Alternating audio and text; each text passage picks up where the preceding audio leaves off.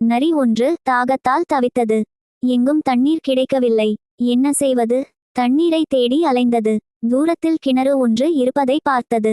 கிணற்றின் அருகே சென்றது. கிணற்றில் கயிற்றின் ஒரு முனையில் வாளி ஒன்று தொங்கிக் கொண்டிருந்தது. அதை கண்ட நரி வாளியில் தாவி ஏறி அமர்ந்தது. உடனே வாளி விரிரென கிணற்றின் உள்ளே சென்றது. நரி வயிறு நிறைய தண்ணீரை குடித்தது. தாகம் தணிந்தபின் மேலே பார்த்தது. எப்படி வெளியேறுவது என்று யோசிக்கத் தொடங்கியது. மேலே இருந்து யாராவது கயிற்றை இழுத்தால்தானே என்னால் மேலே போக முடியும். என்ன செய்வது? நேரம் ஆக ஆக நரிக்கு அச்சம் தோன்றியது. அந்த நேரம் பார்த்து கிணற்றின் அருகே ஓநாய் ஒன்று வந்தது. கிணற்றின் உள்ளே எட்டி பார்த்தது. அங்கு நரி இருப்பதை கண்டது. அடடா! நரி ஐயா, உள்ளே என்ன செய்கிறீர்கள் என கேட்டது. நான் இப்போது சொர்க்கத்தில் இருக்கிறேன். என்ன அருமையான இடம் தெரியுமா? இங்கு மீன், கோழி, ஆடு எல்லாம் தருகிறார்கள் என்றது நரி. ஓநாய் சற்றும் யோசிக்காமல் கயிற்றின் மறுமுனையில் கட்டப்பட்டிருந்த வாளிக்குள் குதித்தது.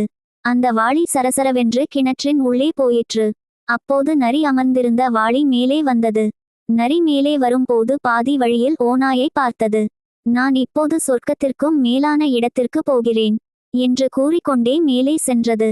மேலே வந்ததும் கிணற்று சுவரின் மேலே தாவி குதித்து தப்பியோடியது.